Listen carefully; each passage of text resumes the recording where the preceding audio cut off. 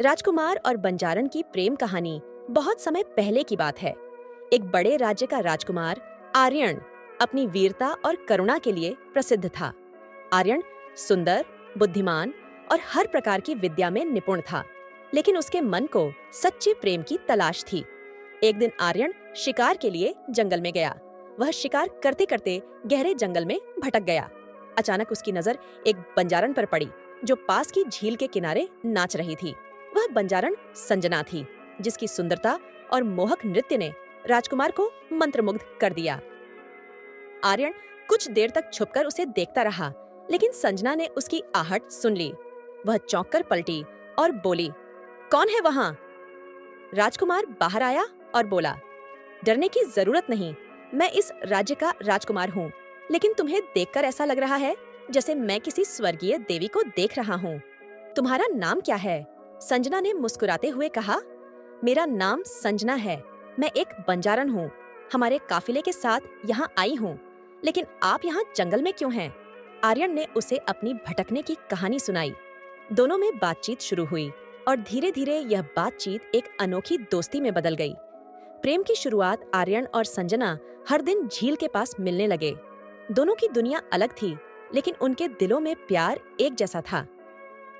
राजकुमार ने महसूस किया कि वह संजना से सच्चा प्रेम करने लगा है, लेकिन प्यार का रास्ता कभी आसान नहीं होता। जब आर्यन के महल में यह बात पहुंची कि राजकुमार एक बंजारन से प्रेम करता है, तो राज्य के मंत्री और दरबारियों ने इसका विरोध किया। उनके अनुसार एक बंजारन राजा की रानी नहीं बन सकती थी। संघर्ष और बलिदान।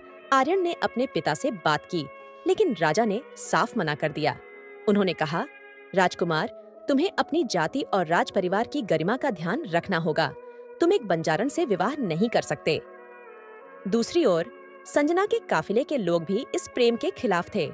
उन्होंने संजना को समझाया कि राजकुमार का प्रेम केवल एक मोह है और उसे इससे दूर रहना चाहिए। लेकिन आर्यन और संजना का प्यार सच्चा था। वे दोनों ने फैसला किया कि चाहे जो भी हो, वे एक दूसरे को नहीं छोड़ेंगे। एक रात दोनों ने महल से दूर भागने का फैसला किया। लेकिन भाग्य ने उन्हें अलग करने की ठान ली थी। जब वे जंगल के बीच से भाग रहे थे, तब महल के सिपाहियों ने उन्हें घेर लिया।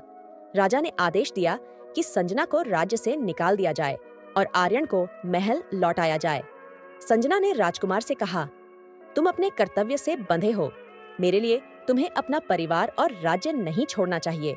मेरा प्यार तुम्हारे लिए हमेशा रहेगा।"